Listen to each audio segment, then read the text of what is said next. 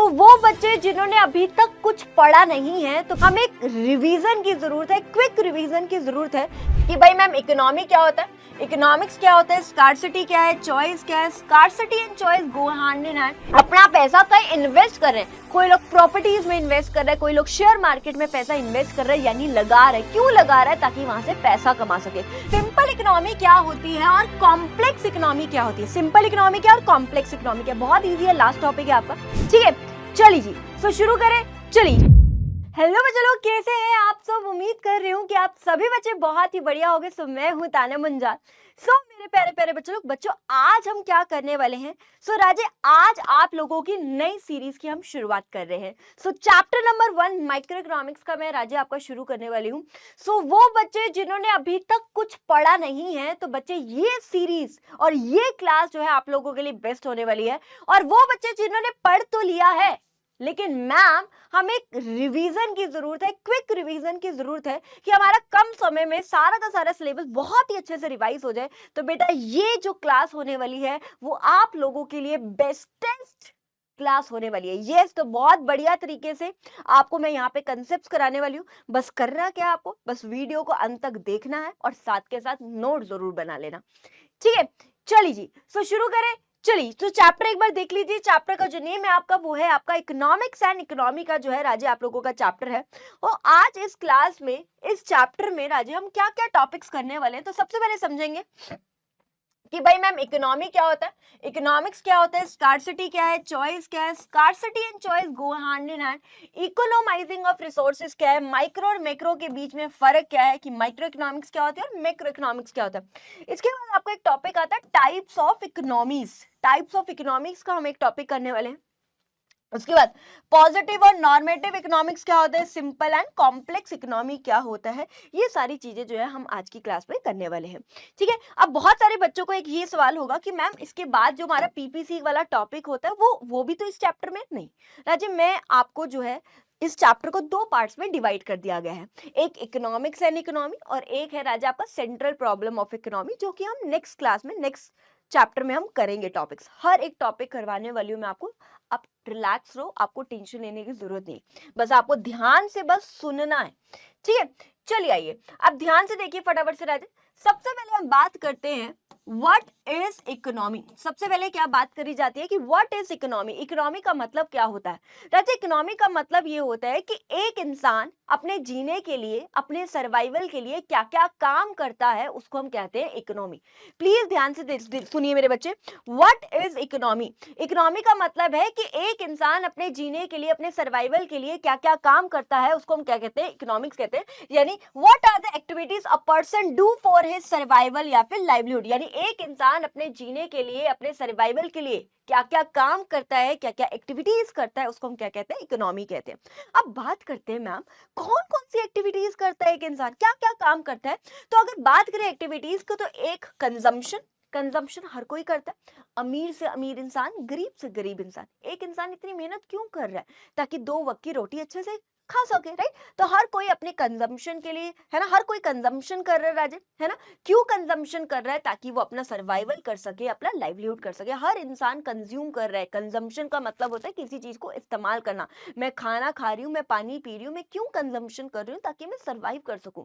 क्या इसके बिना मैं जी पाऊंगी? नहीं। हर इंसान मेहनत कर रहा है, अमीर से अमीर इंसान, गरीब से गरीब इंसान, ताकि दो वक्त की रोटी खा सके ढंग से, राइट, ताकि कंजम्पशन कर सके, राइट। तो कंजम्पशन, हर कोई कंजम्पशन कर रहा है, चाहे वो कपड़े की हो, चाहे वो खाने की हो, चाहे किसी भी चीज की कंजम्पशन कर रहा है। ताकि क्यों? ताकि वो अपना सर्वाइवल कर सके, अपना लाइवलीहुड कर सके। नेक्स्ट है प्रोडक्शन।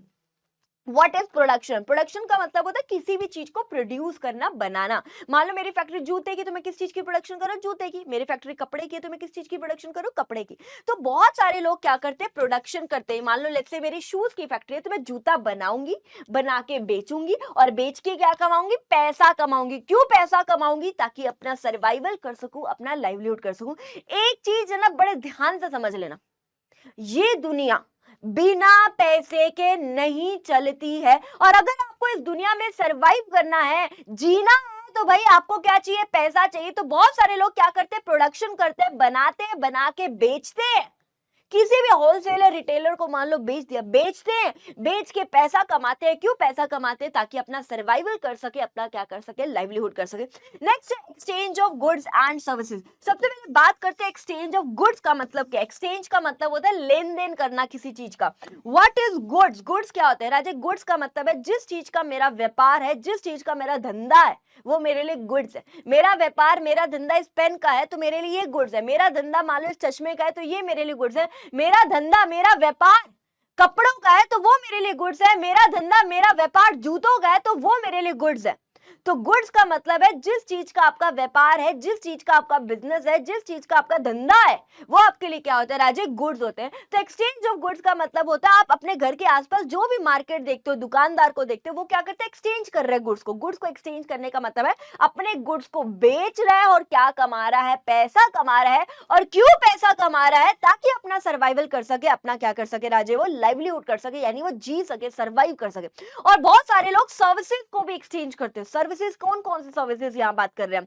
सर्विसेज जैसे कि डॉक्टर जो सर्विसेज देता है, लॉयर, चार्टर्ड अकाउंटेंट, आपके घर में जो मेड आती है ना, तो बहुत सारे लोग क्या करते हैं? सर्विसेज देते हैं। जैसे डॉक्टर सर्विसेज दे रहा है, लॉयर सर्विसेज दे रहे हैं, सीए सर्विसेज दे रहा है। आपके घर में मेड जो सर्विसेज दे रही है, वो क्यों सर्विसेज दे रहे हैं? ताकि क्या कमा सके? पैसा कमा सके। और क्यों पैसा कमा सके? ताकि अपना क्या कर सके? सर्वाइवल कर सके, अपना लाइवलीहुड कर सके। तो भाई ये दुनिया बिना पैसे के नहीं चलती है। और अगर आपको इस दुनिया में सर्वाइव करना है, रहना है, अपना लाइवलीहुड करना है, तो you need money, you need पैसा, यू नीड धन।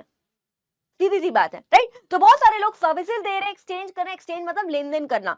बहुत सारे लोग सर्विसेज देके पैसा कमा रहे हैं। क्यों पैसा कमा रहे हैं? ताकि अपना सर्वाइवल या फिर अपना लाइवलीहुड कर सके। अब नेक्स्ट है इन्वेस्टमेंट। बहुत सारे लोग इन्वेस्टमेंट कर रहे हैं, अपना पैसा कहीं इन्वेस्ट कर रहे हैं। कोई लोग प्रॉपर्टीज में इन्वेस्ट कर रहे हैं, कोई लोग शेयर मार्केट में पैसा इन्वेस्ट कर रहे हैं, यानी लगा रहे हैं। क्यों लगा रहा है? ताकि वहां से पैसा कमा सके, है ना। बहुत सारे लोग होते हैं प्रॉपर्टीज में इन्वेस्ट करते हैं। लेट्स से उन्होंने एक प्रॉपर्टी खरीदी है, 10 लाख की प्रॉपर्टी खरीदी, राइट। जैसे प्रॉपर्टी का रेट बढ़ गया, जैसे ही वो प्रॉपर्टी का रेट बढ़ गया, मान लो 15 लाख का हो गया, तो मैंने क्या कर दिया? फटाफट से इस प्रॉपर्टी को क्या कर दिया? बेच दिया। 5 लाख का क्या कमा लिया? प्रॉफिट कमा लिया। बहुत सारे लोग होते हैं जो प्रॉपर्टीज में इन्वेस्ट करते हैं, शेयर मार्केट में इन्वेस्ट करते हैं, ताकि वहां से पैसा कमाए। और क्यों पैसा कमाए? ताकि अपना सर्वाइवल कर सके, अपना लाइवलीहुड कर सके। तो वही बात कर रहे हैं मेरे बच्चे, व्हाट इज इकोनॉमी। इकोनॉमी का मतलब है कि एक इंसान अपने जीने के लिए क्या क्या काम करता है, अपने सर्वाइवल के लिए क्या क्या काम करता है। तो ये सारी चीजें करता है, वो सारे कंजम्पशन भी करते हैं, कुछ लोग production, exchange of goods and services, investment, है ना। ये सारी चीजें करी जाती है ताकि एक इंसान अपना क्या कर सके? सर्वाइवल कर सके, अपना लाइवलीहुड कर सके। ठीक है, नेक्स्ट टॉपिक है आपका व्हाट इज इकोनॉमिक्स। ध्यान समझिए, इंपॉर्टेंट है ये आपके लिए। डेफिनेशन इंपॉर्टेंट है, 1 या 2 नंबर के हिसाब से आप लोगों से पूछी जा सकती है। What is economics? इकोनॉमिक्स का मतलब होता है राजे, जब आप 3 इकोनॉमिक इश्यूज के बारे में बात करते हो, जब हम 3 इकोनॉमिक इश्यूज, या इसी को हम इकोनॉमिक प्रॉब्लम भी बोल देते हैं, इसी को आप 3 इकोनॉमिक इश्यूज बोल लो या इकोनॉमिक प्रॉब्लम्स बोलो, एक ही बात है। जब हम 3 इकोनॉमिक इश्यूज के बारे में स्टडी करते हैं, उसी को हम क्या बोलते हैं राजे? क्या बोलते हैं मेरे बच्चे? ध्यान समझिए, जब आप इन 3 इकोनॉमिक इश्यूज के बारे में स्टडी करते हो, इसी को हम क्या बोलते हैं राजे? इकोनॉमिक्स बोलते हैं। क्या बोलते हैं मेरे बच्चे? इकोनॉमिक्स। 3 इकोनॉमिक इश्यूज कौन कौन से हैं? फटाफट से मुझे बताइए। सबसे पहले है resources are limited, resources are scarce बोलो, लिमिटेड बोलो, एक ही बात है। रिसोर्सेज आर स्कार्स या लिमिटेड भी बोल सकते हो। दूसरा, अनलिमिटेड वॉन्ट्स, अनलिमिटेड वॉन्ट्स। तीसरा, अल्टरनेटिव यूजेस, अल्टरनेटिव यूजेस। ध्यान समझिए, अगर मैं बात करूं राजे, ध्यान समझिए। अरे ये क्या हो गया? कोई बात नहीं, इट्स ओके, ठीक है। चलिए आइए, तो व्हाट इज इकोनॉमिक्स? इकोनॉमिक्स का मतलब क्या होता है राजे? जब हम 3 इकोनॉमिक इश्यूज के बारे में बात करते हैं, और वो कौन कौन से 3 इकोनॉमिक इश्यूज है, जब हम इन 3 इकोनॉमिक इश्यूज के बारे में स्टडी करते हैं, इसी को हम क्या बोलते हैं? इकोनॉमिक्स बोलते हैं। सबसे पहले होता है रिसोर्सेज और स्कार्स। स्कार्स का मतलब होता है कमी होना, लिमिटेड होना, है ना, कि रिसोर्सेज की कमी है। यहाँ पे रिसोर्सेज का मतलब क्या है? यहाँ पे रिसोर्सेज का मतलब है पैसा, कि भाई पैसे की कमी है, बट जरूरतें, वांट्स, नीड्स, डिजायर, जो आपकी जरूरतें हैं वो बहुत सारी, बेअंत है, जिसका कोई अंत ही ना हो। वो वाली बात कर रहे हैं। और अल्टरनेटिव यूजेस, अल्टरनेटिव का मतलब होता है डिफरेंट डिफरेंट यूजेस, यानी स्कार्स रिसोर्सेज को आप डिफरेंट डिफरेंट तरीके से इस्तेमाल कर सकते हो। समझ आया? नहीं आया? अब आओ एक एग्जांपल दे रही हूँ, इस एग्जांपल को अच्छे से समझ लेना। अगर आपको ये एग्जांपल समझ आया तो आपके लिए ये टॉपिक यानी ये जो डेफिनेशन है ना वो समझना बहुत ज्यादा इजी हो जाएगी। डेफिनेशन को मैं आपको आप अपने लैंग्वेज में भी लिख सकते हो, ये आपकी थोड़ी बुकिश लैंग्वेज है, मैं आपको अपनी लैंग्वेज में कैसे बनाना है वो भी समझा दूंगी। ठीक है, चलिए अब एग्जांपल देखिए फटाफट से। लेट्स से मैंने बात करी मेरे पापा के पास कितना पैसा है, मेरे पापा महीने का कितना पैसा कमाते हैं। मैंने बोला मेरे पापा महीने का सिर्फ 25,000 रुपए कमाते हैं, यानी रिसोर्सेज क्या है, यानी पैसे कितने हैं मेरे पास सिर्फ 25,000, यानी रिसोर्सेज क्या है, स्कार्स है, यानी पैसे की क्या है, कमी है। लेकिन जरूरतें घर की बहुत सारी है, घर की बहुत सारी जरूरत है ना। बीवी कहती है साड़ी दिलवाओ, घर का राशन का खर्चा, स्कूल की फीस, घर के बिजली पानी के खर्चे हो गए, बच्चा कहता है फोन दिलवा दो, बच्चा कहता है ये दिलवा दो, बच्चा कहता है कपड़े दिलवा दो, ब्रांडेड कपड़े दिलवा दो, ब्रांडेड शूज दिलवा दो, ये वो ये वो ये वो ये वो ये वो। यानी कहने का मतलब है रिसोर्सेज की कमी है, बट घर की जरूरतें बहुत सारी, जो वांट्स, जो डिजायर्स है, जो इच्छाएं हैं वो बहुत सारी, अनलिमिटेड है। एंड अल्टरनेटिव यूजेस का मतलब ये है कि आप इस स्कार्स रिसोर्सेज से, इस 25,000 से आप डिफरेंट डिफरेंट तरीके से क्या कर सकते हो, इस्तेमाल कर सकते हो। सो इस केस में पापा क्या करेंगे, पापा की जेब में सिर्फ 25,000 है, पापा क्या करेंगे, पापा इस केस में क्या करेंगे, चूज करेंगे या चॉइस करेंगे। पापा एक तरह से रैशनल डिसीजन लेंगे, रैशनल का मतलब होता है समझदारी से पापा डिसीजन लेंगे। और क्या डिसीजन लेंगे, पापा चूज करेंगे या चॉइस करेंगे। यानी कहने का मतलब यह है कि जो जरूरत का खर्चा है पापा उसको रखेंगे, जो जरूरत का खर्चा नहीं है पापा उसको इग्नोर कर देंगे। जैसे मान लो बच्चा मांग रहा था आईफोन दिलवा दो, पापा नहीं अफोर्ड कर सकते, पापा वो उसको इग्नोर कर देंगे, पापा कहेंगे बाद में दिलवाऊंगा या अगले साल दिलवाऊंगा या कॉलेज में दिलवाऊंगा, जो भी है ना। तो पापा क्या करेंगे, चूज करेंगे, चॉइस करेंगे, यानी सेलेक्ट करेंगे। यानी जो जरूरत का खर्चा है पापा उसको रखेंगे और जो जरूरत का खर्चा नहीं है पापा उसको इग्नोर कर देंगे। क्यों? क्यों? ताकि पापा को क्या मिले राजे, मैक्सिमम लेवल ऑफ सेटिस्फेक्शन। क्या मिले पापा को, मैक्सिमम लेवल ऑफ सेटिस्फेक्शन, कि हाँ भाई मैंने इस 25,000 का सही तरीके से इस्तेमाल किया है, मैंने इस रिसोर्सेज को, स्कार्स रिसोर्सेज को, इस 25,000 को ढंग से इस्तेमाल किया बिना किसी वेस्टेज के। ये है बेटा आपकी economics. So what is economics? Economics का मतलब है कि बेटा जब आप इन 3 इकोनॉमिक इश्यूज के बारे में स्टडी करते हो उसी को हम बोलते हैं इकोनॉमिक्स। ये 3 इकोनॉमिक इश्यूज ये है कि भाई रिसोर्सेज की कमी है बट अनलिमिटेड क्या है, वांट्स है। और इस कार्ड्स रिसोर्सेज से 25,000 से पापा इसको डिफरेंट डिफरेंट अल्टरनेटिव मतलब डिफरेंट डिफरेंट तरीके से इस्तेमाल कर सकते हैं। अब पापा क्या करेंगे, रैशनल मैनेजमेंट करेंगे। रैशनल मतलब समझदारी से मैनेज करेंगे। पापा इस केस में क्या करेंगे, चूज करेंगे, चॉइस करेंगे। जो जरूरत का खर्चा है पापा उसको रखेंगे, जो जरूरत का नहीं है पापा उसको क्या कर देंगे, इग्नोर कर देंगे। क्यों? ताकि पापा को क्या मिले, मैक्सिमम लेवल ऑफ सेटिस्फेक्शन, कि हाँ भाई मैंने इस 25,000 का ढंग से इस्तेमाल किया, वेस्टेज नहीं करी। आप खुद बताओ, अगर इस 25,000 से पापा अपने घर के सारे खर्चे छोड़ दे, ना ही बच्चों की स्कूल की फीस भरे, ना घर के राशन के खर्चे, कुछ ना उठाए, और यही 25,000 जो है पापा सिर्फ अपने बेटे को खुश करने के लिए कोई उसको 25,000 का बढ़िया सा मोबाइल फोन दिलवा दे, तो क्या पापा को यहाँ पे मैक्सिमम लेवल ऑफ सेटिस्फेक्शन मिलेगी? नहीं मिलेगी। बाकी घर के सारी जरूरतें पूरी नहीं कर पाए, घर में 2 वक्त की रोटी के लिए घर में 2 वक्त की रोटी नहीं है और सिर्फ बेटे को खुश करने के लिए 25,000 का मोबाइल फोन दिलवा दिया, क्या यहाँ पे पापा को मैक्सिमम लेवल ऑफ सेटिस्फेक्शन मिलेगी? नहीं मिलेगी। तो वही कह रहे हैं, पापा चूज करेंगे, चॉइस करेंगे, जो जरूरत का खर्चा उसको रखेंगे, जो जरूरत का नहीं उसको इग्नोर कर देंगे, ताकि पापा को क्या मिले, मैक्सिमम लेवल ऑफ सेटिस्फेक्शन, कि हाँ भाई मैंने अपने पैसे का सही तरीके से इस्तेमाल किया। यही होती है राजे इकोनॉमिक्स। फटाफट से डेफिनेशन पे आ जाइए। तो इकोनॉमिक्स का मतलब होता है स्टडी करना, किसके बारे में, इकोनॉमिक इश्यूज के बारे में बात करना। जो 3 इकोनॉमिक इश्यूज हमने यहाँ पे बात करी है वो किस वजह से राइज होते हैं, कि रिसोर्सेज क्या है, स्कार्स है, रिसोर्सेज की कमी है, सिर्फ जेब में पापा के पास सिर्फ 25,000 रुपए as compare to needs and wants. यानी कहने का मतलब है आप इसको अपनी लैंग्वेज में लिख सकते हो, जैसे कि मैंने आपको बताया ये बुकिश लैंग्वेज रहती है। आप लिख सकते हो ये क्यों अराइज होते हैं 3 इकोनॉमिक इश्यूज है क्या, कि रिसोर्सेज स्कार्स है, अनलिमिटेड वांट्स है, और स्कार्स रिसोर्सेज के अल्टरनेटिव यूजेस। आप इसमें ऐसे लिख सकते हो। सो इस केस में पापा क्या करेंगे, it involves the problem of rational management of scarce resources. Rational management का मतलब है पापा रैशनल मतलब समझदारी से मैनेज करेंगे इस स्कार्स रिसोर्सेज का मतलब है इस 25,000 को पापा जो है समझदारी से इस्तेमाल करेंगे, जो जरूरत का खर्चा उसको रखेंगे, जो जरूरत का नहीं उसको इग्नोर कर देंगे, ताकि पापा को यहाँ पे क्या मिले, मैक्सिमम लेवल ऑफ सेटिस्फेक्शन। अब बात करते हैं व्हाट इज स्कार्सिटी, है ना। अब बात करी जा रही है राजे, व्हाट इज स्कार्सिटी। स्कार्सिटी का मतलब होता है ऐसी सिचुएशन जब डिमांड ज्यादा हो as compare to supply. Scarcity मतलब होता है कमी, जब लोग पागलों की तरह खरीद रहे हो और पीछे से उसकी सप्लाई ना हो, उसको बोला जाता है स्कार्सिटी। जब डिमांड ज्यादा हो एज कंपेयर टू सप्लाई, उसको बोला जाता है स्कार्सिटी। अब बात करते हैं चॉइस क्या होता है। बेटा यहाँ पे चूज और चॉइस की प्रॉब्लम आई ही क्यों थी। ये चॉइस का मतलब ही क्या होता है, सिलेक्शन करना। सिलेक्शन का मतलब है कि जो मेरे पास लिमिटेड अल्टरनेटिव्स है, यानी जो मेरे पास ये ऑप्शंस है, इसमें से सेलेक्ट करना। सेलेक्ट करने का ये क्यों, सेलेक्ट करने का मतलब है कि जो जरूरत का खर्चा उसको सिलेक्ट कर रहा हूँ। ये सिलेक्शन क्यों कर रही हूँ मैं, चॉइस क्यों कर रही हूँ, क्योंकि इसकी वजह से, इन 3 इकोनॉमिक इश्यूज की वजह से ही आपकी चॉइस की प्रॉब्लम जो है अराइज होती है। क्योंकि रिसोर्सेज की कमी है, जरूरतें बहुत सारी है, इस स्कार्स रिसोर्सेज मैं डिफरेंट डिफरेंट तरीके से इस्तेमाल कर सकती हूँ। और इसी की वजह से पापा को यहाँ पे क्या करना पड़ रहा है, चूज करना है, चॉइस करना पड़ रहा है। यानी ये जो चॉइस की प्रॉब्लम अराइज ही क्यों हो रही है, इन 3 इकोनॉमिक इश्यूज की वजह से ही जो है यहाँ पे क्या हो रही है, अराइज हो रही है। तो यही है राज्य आपका चॉइस।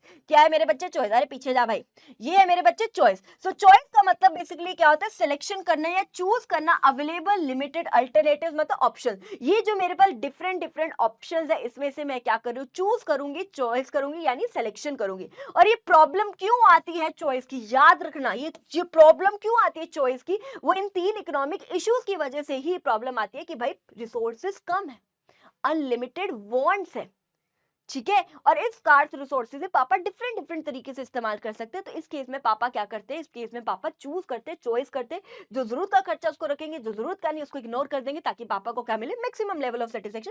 तो प्रॉब्लम ऑफ चॉइस अराइज ही क्यों होती है, इन 3 इकोनॉमिक इश्यूज की वजह से, कि रिसोर्सेज की कमी है, अनलिमिटेड वांट्स है, और इस कार्स रिसोर्सेज के अल्टरनेटिव क्या है, यूजेज है। तो याद रखना, इन 3 इकोनॉमिक इश्यूज की वजह से ही आपकी चॉइस की प्रॉब्लम जो है, यहाँ पे हमने क्या बात करी है, अराइज होती है।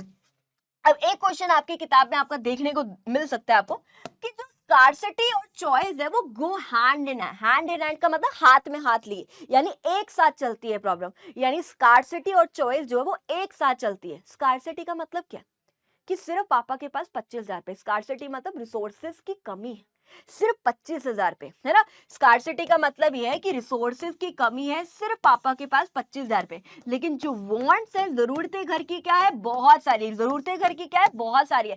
सो इस केस में पापा क्या करते हैं, आपको भी पता है, इस केस में पापा क्या करते हैं, चॉइस करते हैं। जो जरूरत का खर्चा है पापा उसको रखेंगे, जो जरूरत का नहीं है पापा उसको क्या कर देंगे, इग्नोर कर देंगे, छोड़ देंगे, अगली बार देखेंगे, ताकि पापा को क्या मिले, मैक्सिमम लेवल ऑफ सेटिस्फेक्शन, कि हाँ भाई मैंने इस 25,000 को ढंग से इस्तेमाल किया, मैंने इस 25,000 की वेस्टेज नहीं की है। तो वही बात कर रहे हैं राजे, कि रिसोर्सेज क्या है, कम है। स्कार्सिटी का मतलब ही क्या है, लिमिटेड, रिसोर्सेज की कमी है, बट घर की जरूरतें, जो डिजायर, जो वांट, जो नीड्स है, वो बहुत सारी, अनलिमिटेड है, ठीक है। सो इस केस में जो पर्सन यानी जो पापा है, वो क्या करेंगे, चूज करेंगे, क्या करेंगे, चॉइस करेंगे, चूज करेंगे उस जरूरतों जो पापा के लिए इंपॉर्टेंट है। और इस तरीके से अपने 25,000 को पापा इस्तेमाल करेंगे, इस तरीके से अपने रिसोर्सेज का इस्तेमाल करेंगे, ताकि पापा को क्या मिले, मैक्सिमम लेवल ऑफ सेटिस्फेक्शन। पापा चूज करेंगे, चॉइस करेंगे, यानी जो जरूरत का खर्चा है वो रखेंगे, जो इंपॉर्टेंट है पापा के लिए उसको रखेंगे, जो नहीं है उसको इग्नोर कर देंगे, ताकि पापा को क्या मिले, मैक्सिमम लेवल ऑफ सेटिस्फेक्शन। ये हमने यहाँ पे क्या करी है, बात करी। तो इसलिए दोनों एक साथ चलते हैं, कि भाई कमी है, रिसोर्सेज की कमी है, जरूरतें घर की बहुत सारी, इसलिए पापा को यहाँ पे चूज और चॉइस करना पड़ रहा है। जो जरूरत का खर्चा पापा उसको रखेंगे, जो जरूरत का नहीं पापा उसको इग्नोर कर देंगे, ताकि पापा को क्या मिले, मैक्सिमम लेवल ऑफ सेटिस्फेक्शन, कि हाँ भाई मैंने अपने पैसे का सही से इस्तेमाल किया है। नेक्स्ट है मेरे बच्चे, what is economising of resources. What is economising of resources. Economising का मतलब होता है ऑप्टिमम यूटिलाइजेशन। ऑप्टिमम मतलब एफिशिएंट, अच्छे से, एफिशिएंट। यूटिलाइजेशन का मतलब होता है यूज करना, यूटिलाइजेशन का मतलब होता है यूज करना। रिसोर्सेज मतलब जो पापा के पास पैसे, यानी वो 25,000 ले लेती हूँ, कि भाई इकोनोमाइजिंग ऑफ रिसोर्सेज का मतलब है कि पापा अपने रिसोर्सेज को अच्छे से इस्तेमाल करे, ऑप्टिमम यूटिलाइज करे, एफिशिएंट तरीके से अच्छे से इस्तेमाल करे। यानी पापा उस 25,000 का एफिशिएंट तरीके से इस्तेमाल करे, सही तरीके से इस्तेमाल करे, इस 25,000 की वेस्टेज ना करे, और इस तरीके से 25,000 को इस्तेमाल करे, ताकि पापा को क्या मिले, मैक्सिमम लेवल ऑफ सेटिस्फेक्शन, कि हाँ भाई मैंने इस 25,000 का सही से इस्तेमाल किया। देखो एक बात मुझे आप खुद बताओ, अगर यही 25,000 का पापा अपने घर के सारे खर्चे छोड़ दे, घर में कोई राशन नहीं है, घर में कोई ना ही बच्चों की स्कूल की फीस भरी है, ना घर में राशन है, ना बिजली का बिल भरा, कुछ नहीं भरा, लेकिन यही सिर्फ बच्चे को खुश करने के लिए 25,000 का एक बढ़िया सा मोबाइल फोन दिलवा दे, तो क्या यहाँ पे पापा को मैक्सिमम लेवल ऑफ सेटिस्फेक्शन मिलेगी? सिर्फ एक बार बच्चे की खुशी के लिए बस, क्या पापा को यहाँ पे जो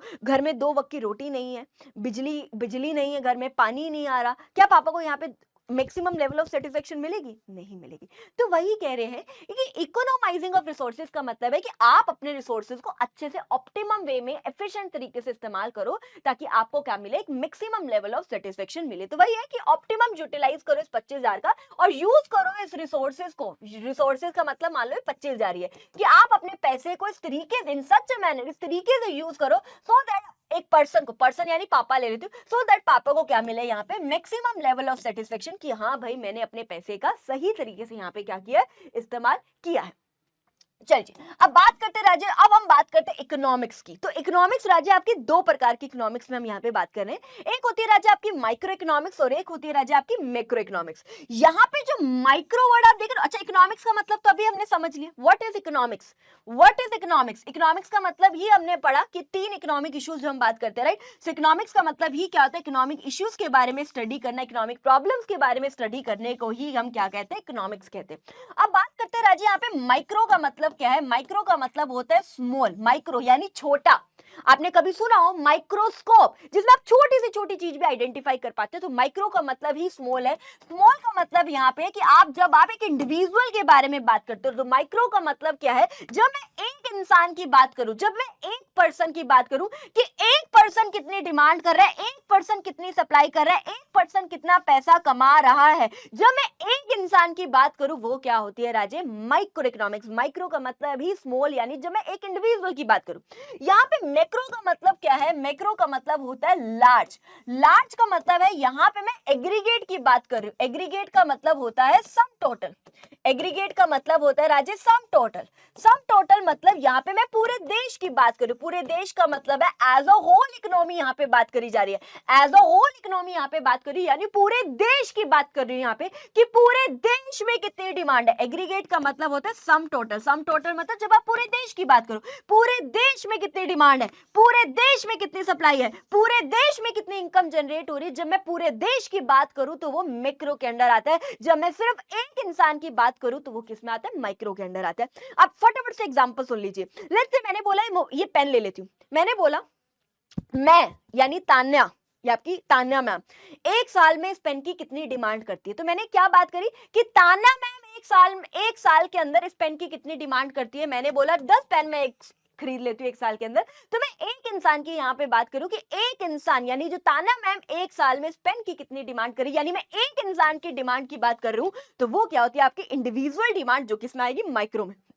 लेकिन मैंने बोला पूरे देश में इस पेन की कितनी डिमांड है। पूरे देश में लगभग 143 करोड़ के आसपास जनसंख्या है। तो मैंने यहां पे बात करी कि पूरे देश में एक साल के अंदर इस पेन की कितनी डिमांड हो रही है। मान लो 10,000 पेन बिक रहे हैं, 20,000, 50,000, 1 लाख पेन बिक रहे हैं, जितने भी पूरे देश में इस पेन की कितनी डिमांड है, वो क्या होती है आपकी एग्रीगेट डिमांड। यानी आप पूरे देश की बात कर रहे हो तो वो किसमें आएगा, मैक्रो के अंदर आएगा।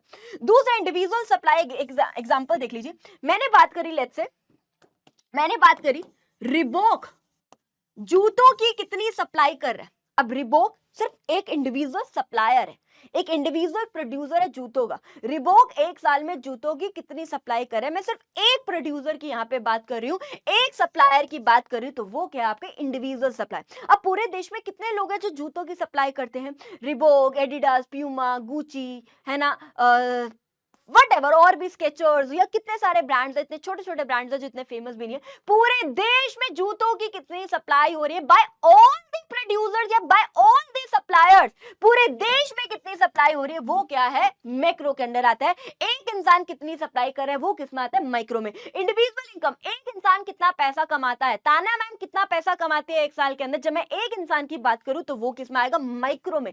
पूरे देश में कितनी इनकम जनरेट हो रही है, अरे भाई लगभग हमने यहाँ पे बात करी कितने पॉपुलेशन हमारी 143 करोड़ के आसपास अगर मैं मान के चल रही हूँ, राइट। पूरे देश में कितनी इनकम जनरेट हो रही है, पूरे देश की जब बात करी जाए तो वो किस में आता है, आपकी मैक्रो के अंडर आता है। इसके अलावा कुछ और पॉइंट्स रहते हैं, पॉपुलेशन वर्ड आ जाए आपका, ठीक है, महंगाई, इन्फ्लेशन आ जाए, ठीक है, या आ जाए गरीबी आ जाए, पुअर्टी, या आ जाए बेरोजगारी यानी अनएम्प्लॉयमेंट आ जाए, अनएम्प्लॉयमेंट आ जाए, राइट। पूरे देश में कितनी पॉपुलेशन है, पूरे देश में कितनी महंगाई, इन्फ्लेशन मतलब महंगाई है, पूरे देश में कितनी गरीबी है, पूरे देश में कितनी बेरोजगारी की समस्या है। जब ये जो है, ये जो टर्म्स है वो आप पूरे देश की बात करते हो, पूरे देश में कितनी गरीबी है, पूरे देश में कितनी महंगाई है, पूरे देश में कितनी जनसंख्या, यहाँ पे आप पूरे देश की बात कर रहे हो। और जब आप पूरे देश की बात करते हो वो किस में आती है, मैक्रो इकोनॉमिक्स में। तो हमेशा याद रखना, जब मैं एक इंसान की बात करूं, एक इंडिविजुअल की बात करूं, वो माइक्रो में आएगा। जब पूरे देश की बात करी जाए तो वो किस में आता है, आपके मैक्रो के अंडर आता है। ये चीज को अच्छे से यहाँ पे ध्यान दीजिएगा, ठीक है। एम आई क्लियर, यहां तक सबको क्लियर है? तो ये इतना क्लियर हो गया होगा कि माइक्रो इकोनॉमिक्स क्या है और आपकी मैक्रो इकोनॉमिक्स क्या है, जो मैंने आपको अच्छे से क्लियर कर दिया। माइक्रो मतलब जब एक इंडिविजुअल की बात करते हो, मैक्रो मतलब जब आप एक एग्रीगेट बात करो, यानी पूरे देश की बात करो। अब बहुत सारे बच्चे होते हैं जिनको याद नहीं होता माइक्रो और मैक्रो में, स्पेशली 11th क्लास के बच्चे बहुत जल्दी भूल जाते हैं। चलिए जी, तो अगर मैं एम से एम काट दूं, CRO से CRO काट दूं, तो यहाँ बचा आई का मतलब इंडिविजुअल, यानी एक इंसान की बात कर रही हूँ। यहाँ पे बचा ए का मतलब एग्रीगेट मतलब जब मैं पूरे देश की बात कर रही हूँ, क्या बात कर रही हूँ यहाँ पे, पूरे देश, एक एग्रीगेट बात करूँ, यानी एज अ होल इकोनॉमी यहाँ पे बात कर रही हूँ। चलिए अब कुछ टाइप्स ऑफ इकोनॉमीज की हम यहाँ पे बात करने वाले हैं, ध्यान से देखिए, very important for your exam. Types of economies हम कर रहे हैं, there are 3 types of economies जो हम यहाँ पे बात करने वाले हैं। एक होती है सेंट्रली प्लान्ड इकोनॉमी, इसके बहुत सारे अदर नेम है। इसको सोशल इकोनॉमी बोला जाता है, इसको कंट्रोल्ड इकोनॉमी भी बोला जाता है, इसको कमांड इकोनॉमी भी बोलते हो। क्या बोलते हो इसको, कमांड इकोनॉमी भी बोलते हो। नेक्स्ट आपकी कैपिटलिस्ट इकोनॉमी क्या है, मार्केट इकोनॉमी क्या है, इसी को फ्री इकोनॉमी बोला जाता है। और तीसरा है आपका मिक्स्ड इकोनॉमी क्या होता है। ध्यान समझिए, सबसे पहले बात करते हैं what is centrally planned economy. बेटा सेंट्रली प्लान्ड इकोनॉमी वो इकोनॉमी होती है जहां पे जितने भी डिसीजंस होते हैं देश से रिलेटेड, क्या बनाना है, कैसे बनाना है, what to produce, how to produce, for whom to produce, यानी क्या बनाना है, कैसे बनाना है, किसके लिए बनाना है, किस प्राइस पे बनाना है, किस प्राइस पे बेचना है, कहां से रॉ मटेरियल आएगा, यानी जितने भी डिसीजंस होते हैं देश से रिलेटेड वो किसके द्वारा लिए जाते हैं, वो गवर्नमेंट के द्वारा लिए जाते हैं। वो होती है आपकी सेंट्रली प्लान्ड इकोनॉमी, यानी जहां पे सारे के सारे जो डिसीजंस होते हैं देश से रिलेटेड वो किसके द्वारा लिए जाते हैं, गवर्नमेंट के द्वारा जो है यहाँ पे लिए जाते हैं। यानी in this economy all the decisions related to क्या बनाना है, कैसे बनाना है, फॉर होम टू प्रोड्यूस, यानी किसके लिए बनाना है, यानी जितने भी डिसीजंस होते हैं रिलेटेड टू द इकोनॉमी, आप ये भी लिख सकते हैं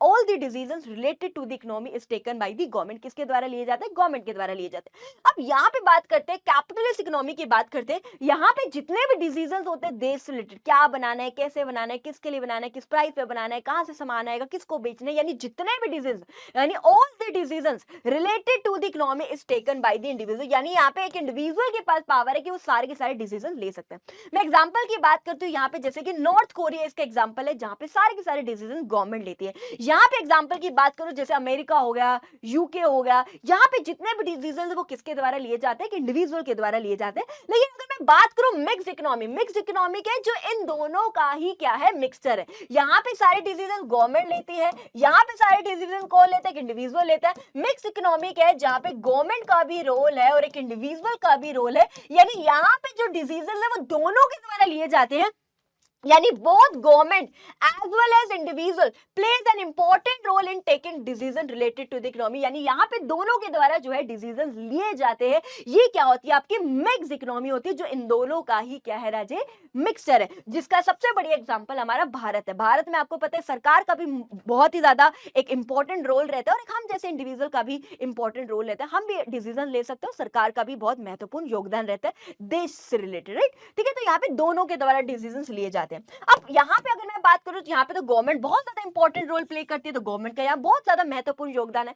क्या यहाँ पे गवर्नमेंट कोई रोल प्ले नहीं करती, ऐसा नहीं है। नो डाउट यहाँ पे जो डिसीजन है वो इंडिविजुअल लेता है, बट ऐसा नहीं कि गवर्नमेंट का कोई रोल नहीं। गवर्नमेंट का रोल है कि देश में हर एक काम लीगल तरीके से हो, कोई भी इलीगल तरीके से ना हो, सारे के सारे काम लॉज और ऑर्डर्स के अकॉर्डिंग हो, है ना, कोई भी क्राइम ना हो। तो यहाँ पे गवर्नमेंट का ये योगदान रहता है। The role of government is just to maintain laws and order. तो यहाँ पे जो गवर्नमेंट का रोल है वो लॉज और ऑर्डर्स को मेंटेन करना है, यानी हर एक काम लीगल हो, इलीगल तरीके से ना, क्राइम ना हो, ये जो गवर्नमेंट का रोल है। यहाँ पे तो दोनों का इंपॉर्टेंट रोल है, इंडिविजुअल का भी और गवर्नमेंट का भी बहुत प्लेज एन इंपॉर्टेंट रोल। अब यहाँ पे हमने बात करी कि सारे डिसीजंस कौन लेते हैं, गवर्नमेंट लेती है। अब गवर्नमेंट जो भी डिसीजन लेती है वो इस तरीके से लेती है ताकि सोशल वेलफेयर हो, यानी समाज का भला हो। समाज का भला होने का मतलब है कि गरीबी कम हो, बेरोजगारी की समस्या कम हो, महंगाई की समस्या पे ध्यान देती है, हर एक चीज पे ध्यान देती है, गरीबों पे सोचती है, गरीबों के बारे में सोचती है, राइट। तो यहाँ पे जो मेन ऑब्जेक्टिव होता है गवर्नमेंट का वो सोशल सोशल वेलफेयर पे ध्यान देना है, क्योंकि यहाँ पे सरकार डिसीजन ले रही है, गवर्नमेंट के द्वारा डिसीजन लिया जा रहा है, तो वो सोशल वेलफेयर यानी समाज का भला सोचती है। यहाँ पे एक इंडिविजुअल डिसीजन ले रहा है, मेरी फैक्ट्री में अपना डिसीजन ले रही हूँ, तो राजीव मैं जो भी डिसीजन लूंगी वो इस तरीके से लूंगी ताकि मैं ज्यादा पैसा कमा पाऊँ, ज्यादा प्रॉफिट कमा पाऊँ। तो यहाँ पे जो मेन ऑब्जेक्टिव रहता है वो ज्यादातर प्रॉफिट को मैक्सिमाइज करना रहता है, क्योंकि यहाँ पे जो डिसीजन है वो एक इंडिविजुअल ले रहा है। अगर मैं यहाँ की बात करूँ, यहाँ पे तो दोनों का रोल है। अगर गवर्नमेंट डिसीजन ले रही है तो वो सोशल वेलफेयर पे ध्यान देगी, तो वो किस पे ध्यान देगी, सोशल वेलफेयर के ऊपर ध्यान देगी। और अगर एक इंडिविजुअल डिसीजन ले रहे हैं तो वो किस पे ध्यान देगा, प्रॉफिट को मैक्सिमाइजेशन पे ध्यान देगा। तो यहाँ पे दोनों ऑब्जेक्टिव्स रहते हैं। सो मेन ऑब्जेक्टिव यहाँ पे दोनों है, प्रॉफिट को भी मैक्सिमाइज करना, यानी अगर एक इंडिविजुअल ले रहे तो वो प्रॉफिट पे ध्यान देगा, और अगर गवर्नमेंट ले रही है तो वो सोशल वेलफेयर पे ध्यान देगी। अब लास्ट पॉइंट जो आपको करना है वो ध्यान से देखिएगा, यहाँ पे इस टाइप ऑफ इकोनॉमी में जितने भी प्राइस है वो किसके द्वारा डिसाइड किया जाता है, यहाँ पे जो प्राइस है वो प्लानिंग अथॉरिटीज के द्वारा डिटरमिन किया जाता है, यानी the price of commodities are determined by the planning authorities, जिसको मैं प्लानिंग कमीशन भी बोल देती हूँ। What is planning authority? Planning authority क्या होता है, ध्यान समझिए। तो एक तरह से बेसिकली सभा बैठती है। यहाँ पे क्या होता है, इस प्लानिंग अथॉरिटी का चेयरपर्सन होता है, जो जनरली देश के प्रधानमंत्री होते हैं, जो जनरली देश के क्या रहते हैं, प्रधानमंत्री रहते हैं। यहाँ पे क्या होता है, डिफरेंट डिफरेंट मिनिस्टर लोग जिनके पास अच्छी अच्छी पोस्ट है, अच्छी अच्छी उपाधियां हैं वगैरह वगैरह, यहाँ बैठते हैं, आपस में डिबेट करते हैं, चर्चा करते हैं, क्या प्राइस रखा जाए क्या ना रखा जाए, और जो फाइनल डिसीजन है वो इस प्लानिंग अथॉरिटी के जो चेयरपर्सन है उनके द्वारा लिया जाता है कि क्या प्राइस को रखा जाए। जो फाइनल डिसीजन किनके द्वारा लिए जाते हैं, इस प्लानिंग अथॉरिटी के चेयरपर्सन के द्वारा जो है फाइनल डिसीजन लिया जाता है। तो इस तरीके से प्राइस को डिसाइड किया जाता है, आपस में डिबेट होती है, चर्चा होती है, और जो फाइनल डिसीजन लिया जाता है वो इनके द्वारा लिया जाता है, प्राइस को डिसाइड किया जाता है इस तरीके से। तो यहाँ पे जो प्राइस है वो किसके द्वारा डिसाइड किया जाता है, प्लानिंग अथॉरिटीज के बेसिस पे डिसाइड किया जाता है। लेकिन अगर मैं यहाँ की बात करूँ, यहाँ पे प्राइस किसके द्वारा डिसाइड किया जाता है, यहाँ पे प्राइस जो है on the basis of market forces of demand and supply के बेसिस पे किया जाता है। Ma'am what is market forces of demand and supply? Ma'am यहाँ पे जो प्राइस है कमोडिटी का वो किसके बेसिस पे डिटरमिन किया जाता है, market forces of demand and supply के बेसिस पे। डिमांड एंड सप्लाई का मतलब है जहां पे डिमांड और जहां पे सप्लाई इंटरसेक्ट करती है उसके बेसिस पे वो क्या करते हैं, प्राइस को डिटरमिन करते हैं। राजे आगे आपका चैप्टर आना है डिमांड का, सप्लाई का, आगे सबसे आखिरी चैप्टर है आपका माइक्रो का, मार्केट इक्विलिब्रियम का, जहां पे आप ये समझोगे कि डिटेल में वहां पे हम बात करेंगे market forces of demand and supply. ठीक है, सिर्फ अभी आपको बस इतना ध्यान होना चाहिए कि यहाँ पे प्राइस को किसके बेसिस पे डिसाइड किया जाता है, कि जहां पे डिमांड और सप्लाई कट कर जाती है उसके बेसिस पे प्राइस को डिसाइड किया जाता है। अभी आपके दिमाग में आ रहा होगा क्वेश्चन कि क्यों हमारी डिमांड का एक डाउनवर्ड स्लोपिंग है, क्यों आपकी सप्लाई का एक अपवर्ड स्लोपिंग है। जो आगे हम चैप्टर करेंगे डिमांड और सप्लाई का, तो वहां पे मैं रीजन बताऊंगी। तो याद रखिएगा, यहाँ पे प्राइस को किसके बेसिस पे डिसाइड किया जाता है, on the basis of market forces of demand and supply, यानी जहां पे डिमांड सप्लाई कट करती है उसके बेसिस पे प्राइस को डिसाइड किया जाता है। अब यहाँ की बात करते हो मिक्स इकोनॉमी की, यहाँ पे बात करते हो, यहाँ पे तो दोनों डिसीजन लेते हैं। अगर गवर्नमेंट प्राइस डिसाइड कर रही है तो किसके बेसिस पे करेगी, प्लानिंग अथॉरिटीज यानी प्लानिंग कमीशन, एक तरह से प्लानिंग अथॉरिटीज के बेसिस पे प्राइस को डिसाइड करेगी। अगर एक इंडिविजुअल डिसीजन ले रहे हैं तो किसके बेसिस पे डिसाइड करेगा, on the basis of market forces of demand and supply के बेसिस पे प्राइस डिसाइड करेगा। तो यहाँ पे दोनों तरीके से प्राइस को डिसाइड किया जाता है। सो यहाँ पे जो प्राइस ऑफ कमोडिटी है वो डिटरमिन किया जाता है दोनों तरीके से, बोथ मार्केट फोर्सेस और डिमांड एंड सप्लाई के बेसिस पे भी, अगर एक इंडिविजुअल ले रहा है, और अगर गवर्नमेंट ले रही है तो प्लानिंग अथॉरिटीज के बेसिस पे भी, यानी यहाँ पे दोनों होते हैं, क्योंकि मिक्स इकोनॉमी है, गवर्नमेंट का भी रोल है, इंडिविजुअल का भी। गवर्नमेंट डिसीजन ले रही है तो प्लानिंग अथॉरिटीज के बेसिस पे प्राइस डिसाइड करेगी, एक इंडिविजुअल ले रहा है तो वो मार्केट फोर्सेस और डिमांड एंड सप्लाई के बेसिस पे करता है। तो ये डिफरेंस है आपका राज्य सेंट्रल प्लान, कैपिटलिस्ट और मिक्स इकोनॉमी। यहाँ सारे डिसीजन गवर्नमेंट लेती है, यहाँ सारे डिसीजन इंडिविजुअल लेता है, यहाँ पे दोनों के द्वारा लिए जाते हैं। ये हमने यहाँ पे क्या करी है राजे, बात करी है। चलिए जी, नेक्स्ट टॉपिक है आपका what is positive economics and what is normative economics. बड़े ध्यान से देखिएगा कि पॉजिटिव इकोनॉमिक्स क्या होता है आपका और नॉर्मेटिव इकोनॉमिक्स क्या होता है आपका।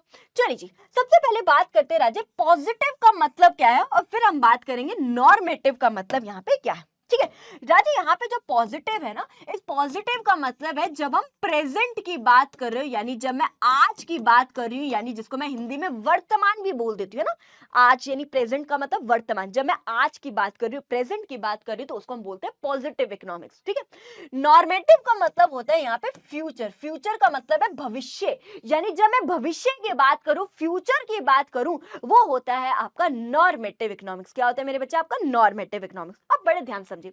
सबसे पहले मैं बात करती हूँ पॉजिटिव इकोनॉमिक्स की। पॉजिटिव इकोनॉमिक्स मतलब जब मैं आज की बात कर रही हूँ, प्रेजेंट की बात कर रही हूँ, यानी मैंने बोला हमारे देश में बहुत गरीबी है, यानी मैं आज की बात करूं। हमारे देश में बहुत महंगाई है, हमारे देश में बहुत जनसंख्या बढ़ रही है, सरकार गरीबी को ऐसे कंट्रोल कर रही है। यानी जब मैं प्रेजेंट की बात करूं, आज की बात करूं, वो क्या होता है आपका पॉजिटिव इकोनॉमिक, जहां पे आपको इज एम आर जैसे शब्द दिख जाए।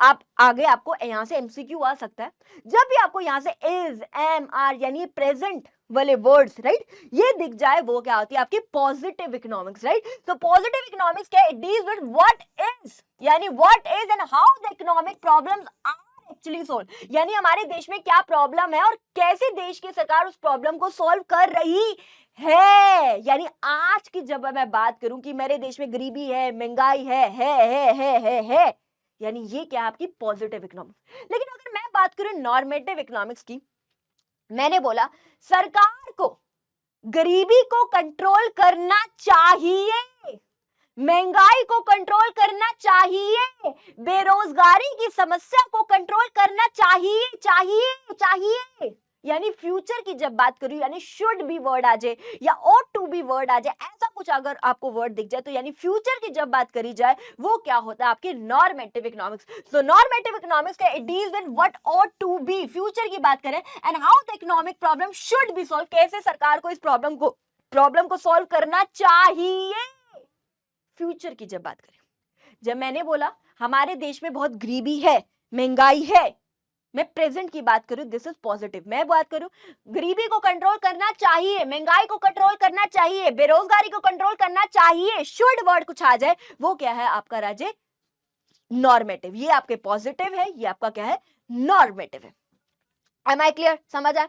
अब बात करते हैं, ये पॉजिटिव इकोनॉमिक्स की बात करते हैं, तो इससे हमें क्या पता चलता है, क्या पर्पस है इसका, इससे हमें रियल डिस्क्रिप्शन मिलता है। रियल डिस्क्रिप्शन मतलब हम रियलिटी को डिस्क्राइब करते हैं कि देश में गरीबी है, देश में महंगाई है, देश में जनसंख्या बढ़ रही है, देश में बहुत बेरोजगारी है। यानी यहाँ पे रियलिटी के बारे में बात करी जाती है, रियल डिस्क्रिप्शन दिया जाता है देश के बारे में। यहाँ पे मैं कोई भी जजमेंट नहीं कर रही, कोई भी अपने ओपिनियंस नहीं दे रही, कोई भी यहाँ पे अपनी सजेशंस नहीं दे रही, यहाँ पे सच की बात करी जा रही है, रियलिटी की बात कर रही हूं। मेरे पास डेटा है, मेरे पास फैक्ट्स है, मेरे पास प्रूफ है, मैंने डेटा कलेक्ट किया कि पिछले साल इतने % लोग गरीबी रेखा के नीचे थे, पिछले साल 20% लोग गरीबी रेखा के नीचे थे, इस साल 30% लोग गरीबी रेखा के नीचे है। मैंने बोला देश में गरीबी बढ़ गई है, मेरे पास डेटा है, बड़े बड़े स्टैटिस्टिशियंस ने डेटा कलेक्ट किया है, मेरे पास डेटा है, मेरे पास फैक्ट्स है, मेरे पास प्रूफ है। मैं यहाँ पे कोई अपने सजेशन, अपनी ओपिनियंस, अपनी जजमेंट यहाँ पे नहीं दे रही, अपनी राय नहीं दे रही हूँ, यहाँ पे मैं रियलिटी की बात कर रही हूँ, यानी रियल डिस्क्रिप्शन दे रही हूँ अपने देश के बारे में। यहाँ पे मैं रियलिटी की बात कर रही हूँ, मेरे पास एक्चुअल में डेटा है, इसको वेरीफाई किया जा सकता है, मेरे पास डेटा है।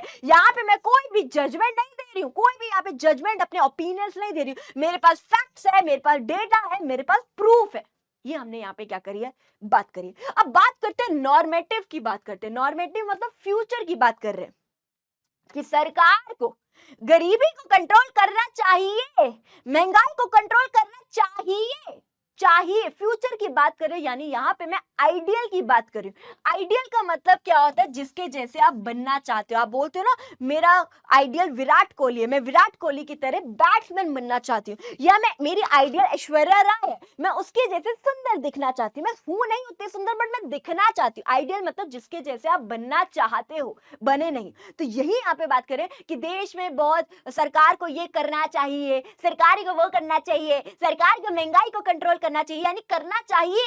आइडियल की बात करो कि ये होना चाहिए, वो होना चाहिए, ये होना चाहिए, यानी यहाँ पे मैं क्या कर रही हूँ, आइडियल की बात कर रही हूँ, जिसके जैसे मैं बनना चाहती हूँ। मेरे पास कोई डेटा नहीं है, मेरे पास कोई फैक्ट्स नहीं है, मेरे पास कोई प्रूफ नहीं है। यहाँ पे सिर्फ जो लोग घर पे बैठे बैठे जजमेंट दे रहे, अपने अपने ओपिनियंस दे रहे, अपनी अपनी राय दे रहे, सजेशन दे रहे। करते नहीं लोग घर पे बैठ के, घर पे टीवी चल रहा है, अखबार पढ़ रहे हैं, सरकार को ये करना चाहिए, सरकार को महंगाई को कंट्रोल करना चाहिए, सरकार को गरीबी को कंट्रोल करना चाहिए, सरकार को बेरोजगारी की समस्या को कंट्रोल करना चाहिए। घर पे बैठे बैठे जो लोग जजमेंट दे रहे हैं, अपने ओपिनियन दे रहे हैं, मेरे पास कोई डेटा नहीं है, मेरे पास कोई फैक्ट्स, मेरे पास यहाँ पे कोई भी प्रूफ नहीं है। ये क्या होती है आपकी नॉर्मेटिव, जो आप फ्यूचर के बारे में बात करते हो। यही एग्जाम्पल यहाँ पे लिखे हुए हैं कि population in India is constantly rising. मैंने बोला देश में जनसंख्या बढ़ रही है, यानी आज की बात करें, महंगाई, inflation problem is constantly rising, महंगाई बढ़ रही है, बेरोजगारी, गरीबी प्रॉब्लम जो है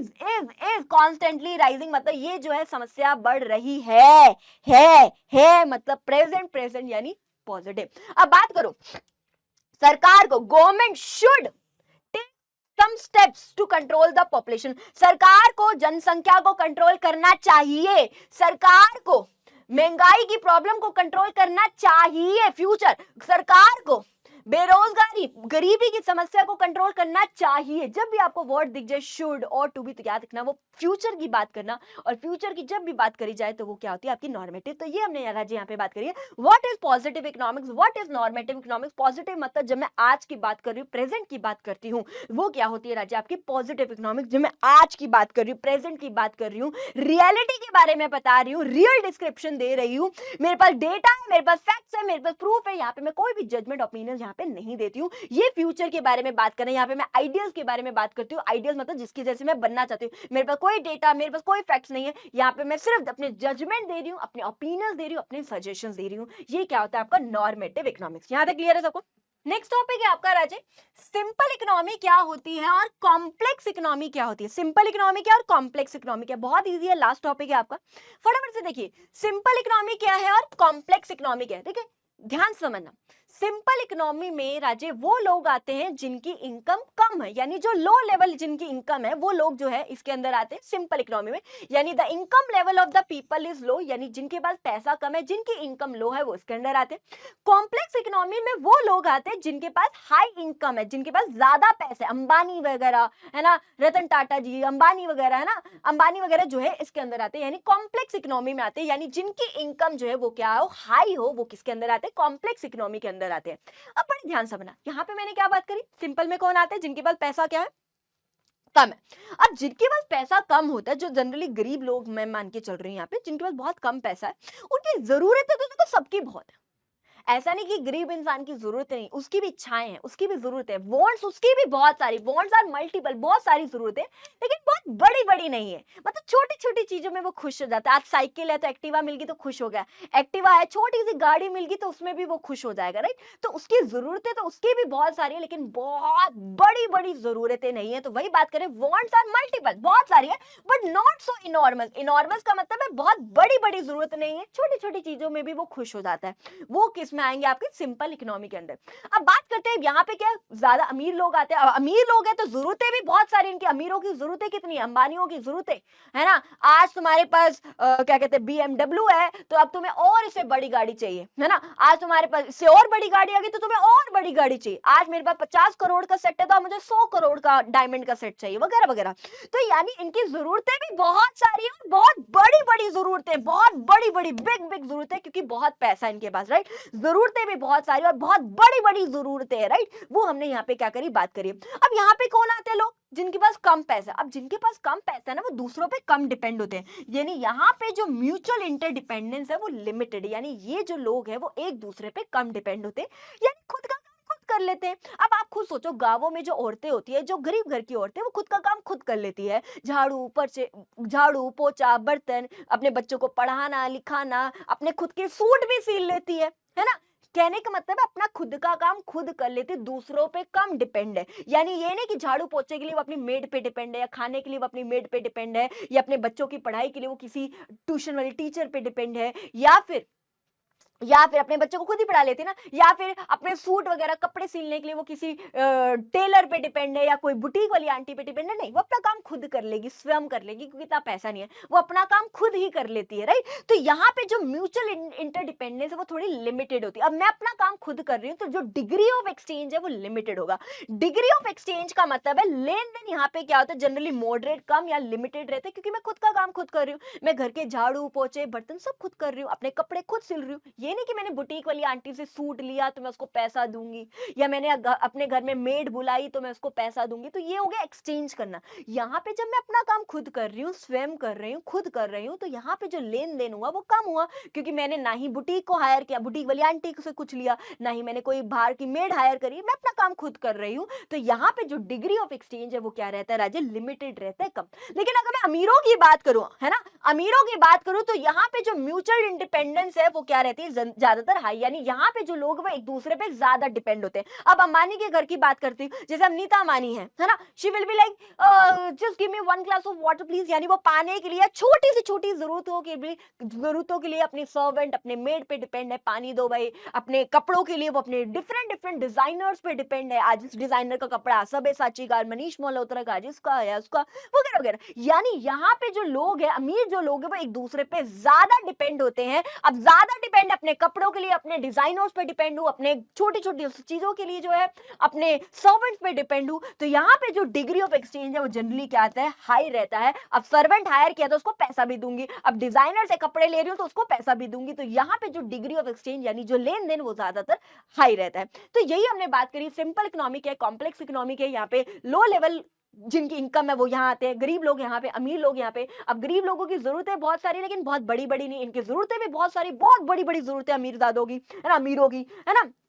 अब यहाँ पे अगर मैं बात करूं, यहाँ पे लोग एक दूसरे पे कम डिपेंड है, खुद का काम खुद कर ले, तो तीसरी डिग्री ऑफ एक्सचेंज यहाँ पे लिमिटेड है। डिग्री ऑफ एक्सचेंज का मतलब है लेन देन यहाँ पे कम किया जाता है, खुद का काम खुद कर रही हूँ तो किसी और पे मैं यहाँ पे डिपेंड नहीं हूँ। यहाँ पे एक दूसरे पे ज्यादा डिपेंड होते हैं, छोटी छोटी चीजों के लिए अपनी मेड, अपने डिजाइनर, इन सब पे डिपेंड है। तो यहाँ पे जो डिग्री ऑफ एक्सचेंज है वो क्या रहता है, ज्यादा रहता है। तो ये राजे आपका जो है चैप्टर जो है ओवर हो गया है, ठीक है। अब कुछ क्वेश्चन आप लोगों के लिए होमवर्क है एमसीक्यूज के लिए, ये आपको घर पे बैठ के करने हैं। ये क्वेश्चन को राजे आप लोगों को घर पे बैठ के करने हैं। तो ये राजे, अब मैम ये क्वेश्चंस आप स्क्रीनशॉट भी ले सकते हो, और इसके नोट्स कहां पे मिलेंगे आपको, इसके नोट्स पीडब्ल्यू ऐप पर मिल जाएंगे। आप वहां पे जाके देख सकते हो इस नोट्स को भी, और वहां से क्वेश्चंस भी सॉल्व कर सकते हो, ठीक है। सो आई होप आपको जितना भी मैंने पढ़ाया वो बहुत अच्छे से क्लियर हो गया होगा। तो बस फिर मेरे बच्चे, मिलती हूँ आपसे जल्द नेक्स्ट क्लास में, तब तक के लिए take care, bye bye, enjoy, love you.